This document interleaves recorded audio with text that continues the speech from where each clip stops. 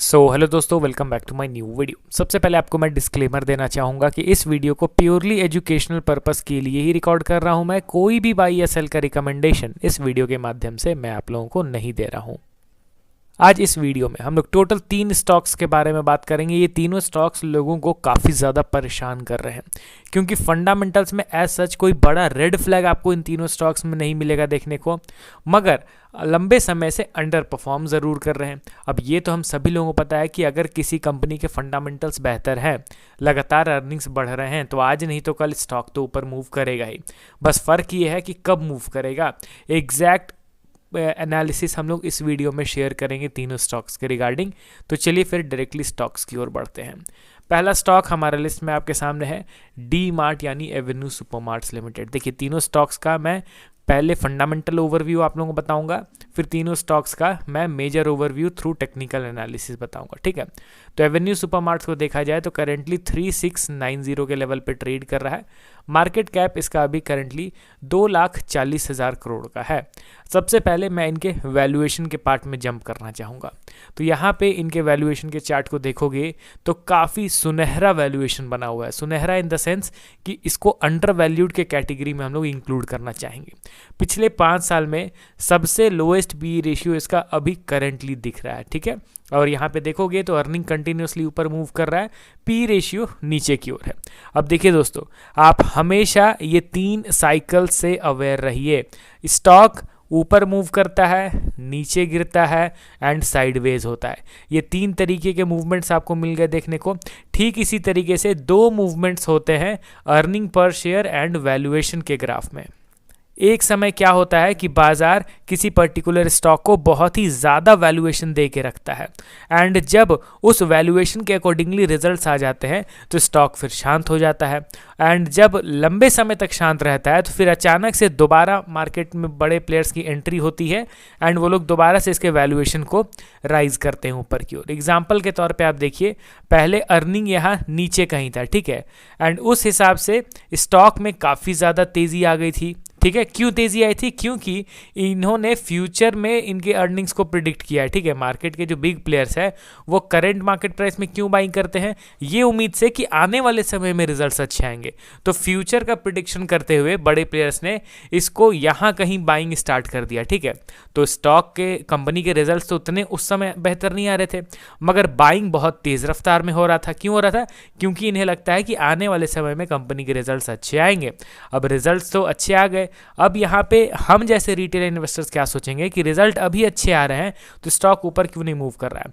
आप ये चीज़ समझने की कोशिश कीजिए कि ये जो रिजल्ट्स अच्छे आए हैं ना, ये पर्टिकुलर अच्छे रिजल्ट्स का मूवमेंट स्टॉक ऑलरेडी पास्ट में ही कर चुका रहता है। जब किसी कंपनी के रिजल्ट्स खराब आने वाले रहते हैं ना, तो खराब रिजल्ट के बाद स्टॉक नीचे नहीं गिरता है, उसके पहले ही नीचे गिरना स्टार्ट कर चुका रहता है। हम लोग हमेशा क्या होता है, थोड़ा सा पीछे रहते हैं।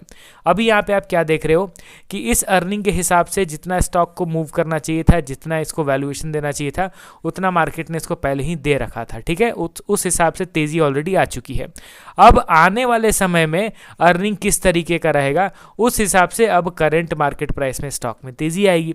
तो अभी करेंटली क्या दिख रहा है, जब भी आपको अर्निंग पर शेयर का जो बार है उससे बहुत ज़्यादा ऊपर पी रेशियो का लाइन दिखे, तो आप समझ जाना कि जब ये पी रेशियो का लाइन नीचे गिरेगा एंड अर्निंग पर शेयर का बार ऊपर चला जाएगा, तो वो सबसे परफेक्ट टाइम रहता है फॉर लॉन्ग टर्म इन्वेस्टमेंट, क्योंकि वहाँ पे वैल्यूएशन सस्ता रहता है। चीप वैल्यूएशन पे हाई क्वालिटी स्टॉक्स को खरीदने में लॉन्ग टर्म में अच्छे रिटर्न्स मिलते हैं। तो कंक्लूजन के तौर पे ये एक अच्छे वैल्यूएशन पे ट्रेड कर रहा है। हमेशा इस तरीके के चार्ट पैटर्न्स आपको जहाँ दिखे, जहाँ पे ईपीएस का बार ऊपर, पी रेशियो का बार नीचे, तो वो एक अच्छा इन्वेस्टमेंट सिनेरियो उसको आप कंसीडर कर सकते हो, ठीक है। यहाँ पे सेम चीज़ आपको इनके शेयर होल्डिंग पैटर्न पे भी झलकता हुआ दिखाई देगा कि ऑलरेडी पब्लिक के पास माइनॉरिटी स्टेक था, ऑलमोस्ट 9.37%, और वो भी घट के अभी 7.7% पे आ चुका है। अगर कंपनी सही में अच्छा परफॉर्म आने वाले टाइम पे नहीं करेगी तो फिर क्यों मार्केट के बड़े प्लेयर्स कंटिन्यूसली अपने स्टेक को बढ़ा रहे हैं, समझ रहे हो ना। तो रेड फ्लैग कुछ भी नहीं है, बस फर्क ये है कि अभी ये साइडवेज है एंड सही समय पे अगर खरीदा जाए तो ये stock in the long run काफ़ी अच्छे रिटर्न्स डिलीवर करने का पोटेंशियल रखता है। अगला स्टॉक हमारे लिस्ट में आपके सामने है टाटा एल्क्सी लिमिटेड। अब ये भी स्टॉक एक समय में स्काई रॉकेट बना करता था एंड अभी काफ़ी लंबे समय से लोगों को परेशान कर रहा है। करंटली 5324 के लेवल पे ट्रेड कर रहा है। वैल्यूएशन के चार्ट को अगर देखा जाए तो अर्निंग्स लगातार पिछले कुछ क्वार्टर से डिक्लाइनिंग ट्रेंड में है, जिसके चलते स्टॉक में उस तरीके का शार्प मोमेंटम नहीं आ पा रहा है। इन्वेस्टर के सेक्शन पर नज़र डालेंगे तो यहाँ पे भी बड़े प्लेयर का इन्वेस्टमेंट बढ़ता हुआ दिखाई दे रहा है। पब्लिक के शेयर होल्डिंग पर नज़र डालो तो 38% से घट के 35% हो गया एंड बाकी का जो ये स्टेक है वो DIs के द्वारा खरीदा हुआ दिखाई दे रहा है। तो टाटा एल्क्सी में भी कोई बड़ा रेड फ्लैग नहीं है। अभी के टाइम पे most of the IT companies के रिजल्ट्स आपको वोलेटाइल ही मिलेंगे देखने को। ऐसा नहीं कि सिर्फ टाटा एल्क्सी के रिजल्ट्स में वोलेटिलिटी झलक रही है। एंड केमिकल सेक्टर से अगला स्टॉक बिलोंग करता है एंड ये दोस्तों थोड़ा सा डिफरेंट है। जी हाँ दोस्तों, बाकी के केमिकल कंपनीज के आप रिजल्ट्स को देखो, कितने ज़्यादा अप्स एंड डाउन्स आपको मिलेंगे उनके प्रॉफिट के फिगर में, स्पेशली पिछले 2-3 साल में। एंड वहीं इनके अर्निंग पे अगर आप ध्यान से देखोगे तो कंटिन्यूअसली कंसिस्टेंसी के साथ इनके अर्निंग्स बढ़ते हुए दिखाई दे रहे हैं एंड यही रीज़न है कि इनका पी रेशियो ऑल टाइम लो पे ट्रेड कर रहा है। अभी के टाइम पे लोअर लेवल पे ट्रेड करने के बावजूद बहुत सारे केमिकल कंपनीज के पी रेशियो पीक लेवल पे है और यहाँ पे आप देखो तो रोसरी बायोटेक का वैल्यूएशन तो काफ़ी ज़्यादा अट्रैक्ट करने वाला है एंड इनके इन्वेस्टर के सेक्शन पर नज़र डालेंगे तो एज सच कोई यहाँ पे मेजर चेंज नहीं दिख रहा है। ठीक है, इसमें जैसा पहले शेयर होल्डिंग था वैसा ही है, लिटिल बिट प्रॉफिट बुकिंग किया गया है FIs के द्वारा, बाकी सारा कुछ ऑलमोस्ट सेम दिख रहा है।